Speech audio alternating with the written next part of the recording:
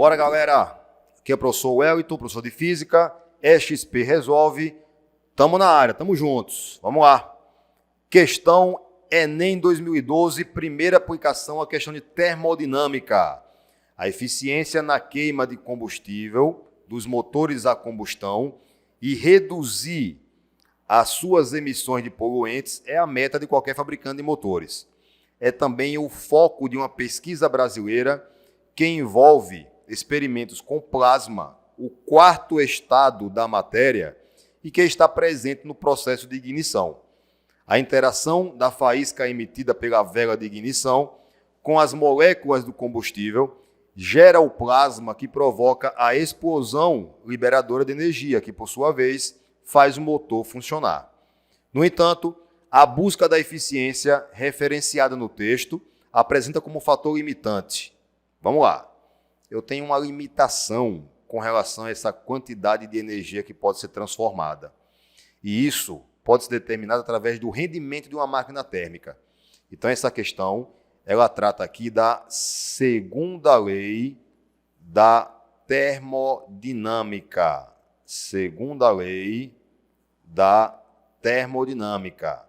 Mais precisamente, ele fala sobre máquinas térmicas.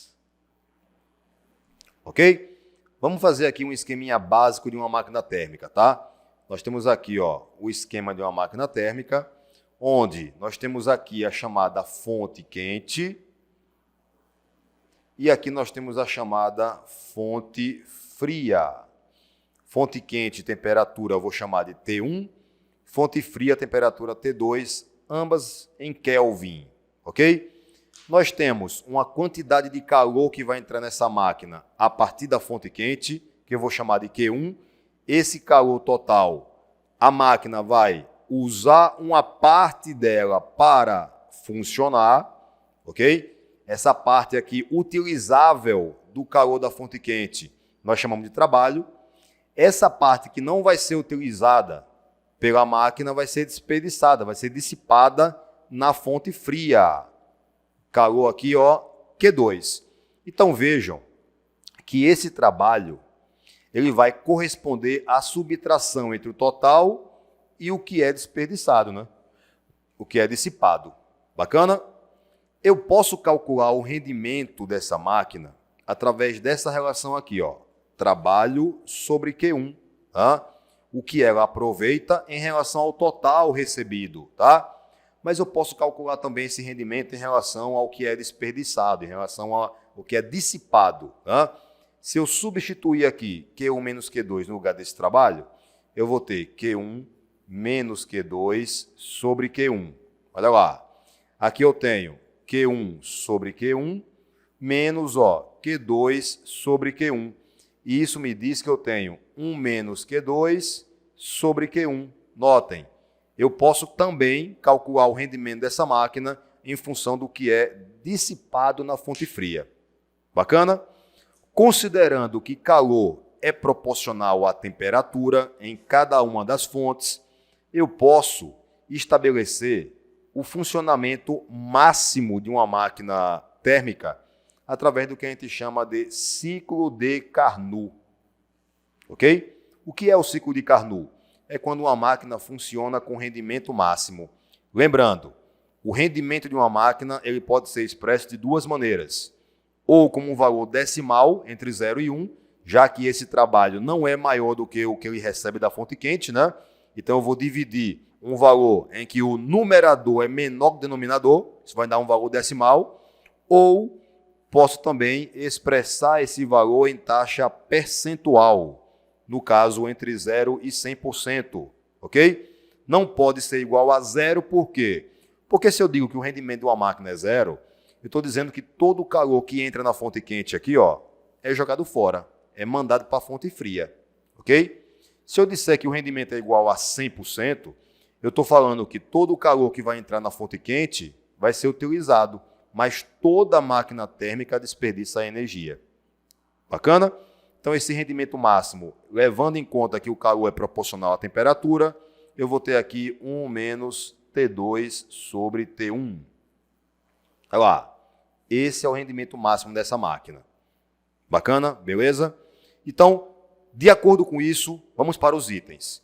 Na letra A fala o seguinte: o tipo de combustível fóssil que utilizam, sendo o insumo não renovável, em algum momento estará esgotado. Não é com relação a isso que eu tenho um maior ou um menor rendimento, ok?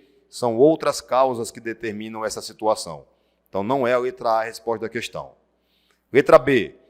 Um dos princípios da termodinâmica, segundo o qual o rendimento de uma máquina térmica nunca atinge o ideal. Está aqui, ó, resposta da questão. E por que a resposta da questão? Vamos levar em conta uma máquina térmica ideal. O que é uma máquina térmica ideal? Seria uma máquina que teria um rendimento igual a 100%. Essa máquina não existe. Mas vamos usar a fórmula aqui do ciclo de Carnot para vocês terem uma noção do que aconteceria se essa máquina trabalhasse com rendimento igual a 100%. Vamos ver? Ó, rendimento igual a 1, ok? Igual a 1 menos T2 sobre T1. Vejam, quando eu passo esse 1 para o outro lado da igualdade, ele vai subtraindo, né? Então fica 1 menos 1, 0, igual a menos T2 sobre T1. Olha lá, fazendo o meio por extremo, eu chegaria à conclusão de que T2 seria 0. Ou seja, a temperatura da fonte fria seria igual a 0 o quê? Kelvin. Aí eu tenho dois problemas. Primeiro, que a temperatura da fonte fria não chegaria até lá. Segundo, 0 Kelvin é uma temperatura que ainda está em fase teórica. Nós estudamos teoricamente essa temperatura, que corresponde ao quê? A temperatura onde as moléculas cessam completamente sua movimentação. Não há nenhum tipo de vibração de nenhuma molécula, nenhum átomo, ok? Nenhuma partícula. Bacana? Então, esse valor ele ainda não foi atingido.